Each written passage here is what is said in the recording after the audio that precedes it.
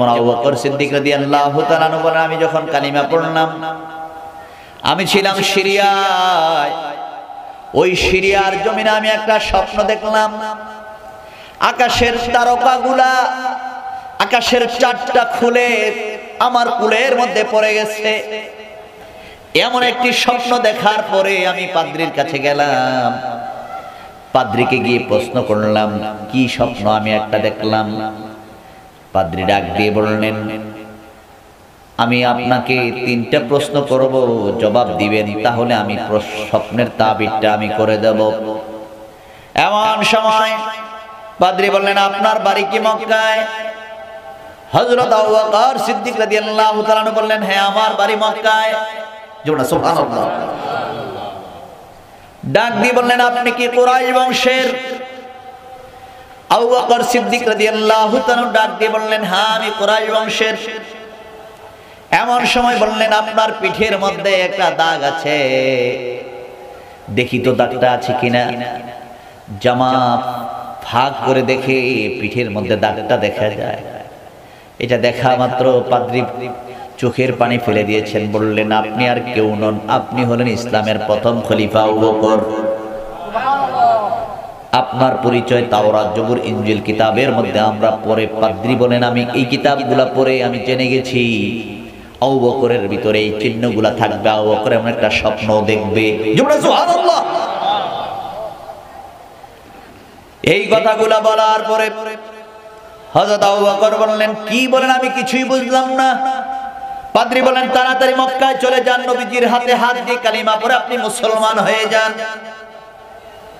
এই কথা বলা মাত্র হযরত আবু বকর সিদ্দিক রাদিয়াল্লাহু তাআলা আনহু বলেন, আমি ব্যবসার কাজ সব ছেড়ে দিয়ে আমি দৌড়াতে আরম্ভ করলাম মক্কার দিকে।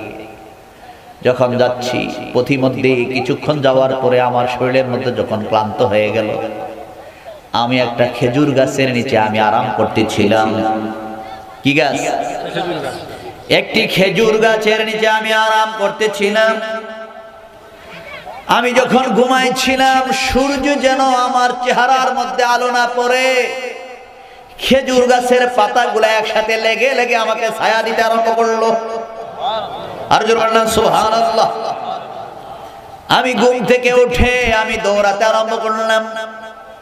দৌড়াইয়া আপনার নবী, আমার নবী, দুজাহানের বাদশা নবী হুজুরপুর নূর সাল্লাল্লাহু আলাইহি সাল্লামের দরবারে যখন আমি চলে গেলাম, নবীজির সামনে মাত্র কয়েকজন সাহাবী, কেউ নাই, একা একা নিরিবিলি জায়গায় বসে আছেন। সুবহানাল্লাহ।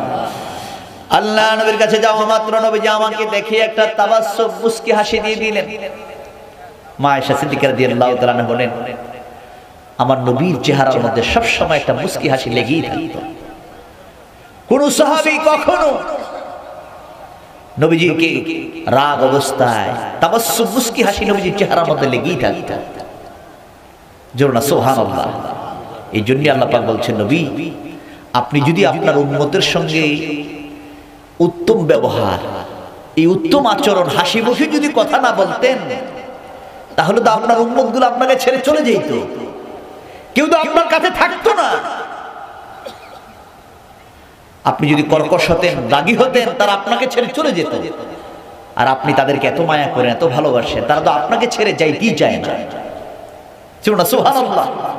নবীকে কত ভালোবাসে, নবীকে ছেড়ে তারা যাইতেই চায় না, বরঞ্চ তাদেরকে যাইতে বললে বলে, ইয়া রাসূলুল্লাহ আপনার চেহারা দিকে তাকাই থাকতেই আমাদের মন চায়, আপনার কাছে বসে থাকতেই আমাদের মন চায়, আপনাকে দেখলেই আমাদের ভালো লাগে। সুবহানাল্লাহ। হযরত আবু বকর সিদ্দিক রাদিয়াল্লাহু তাআলা বলেন,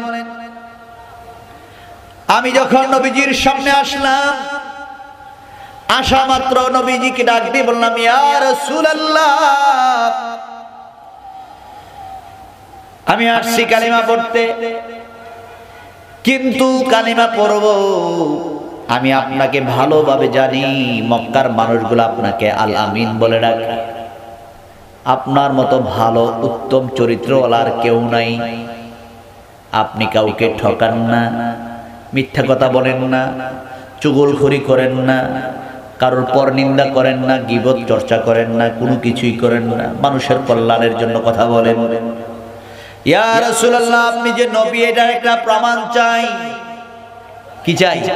একটা প্রমাণ চাই, তাহলে আমি কালিমা পড়ে মুসলমান হয়ে যাব। এমন সময় নবীজি ডাক দিয়ে বললেন, আবু বকর, তুমি যে সিরিয়ায় স্বপ্নে দেখলা। কি দেখছে? কি দেখছে? তুমি যে সিরিয়ায় স্বপ্ন দেখলা, স্বপ্নটা দেখার পরে তুমি যে পাদ্রীর কাছে গেলা, পাদ্রী যে স্বপ্নের তাবির করলো, তাবির করার পরে তুমি যে দৌড়ায় আসলা, পথিমধ্যে খেজুর গাছ তোমাকে ছায়া দিল,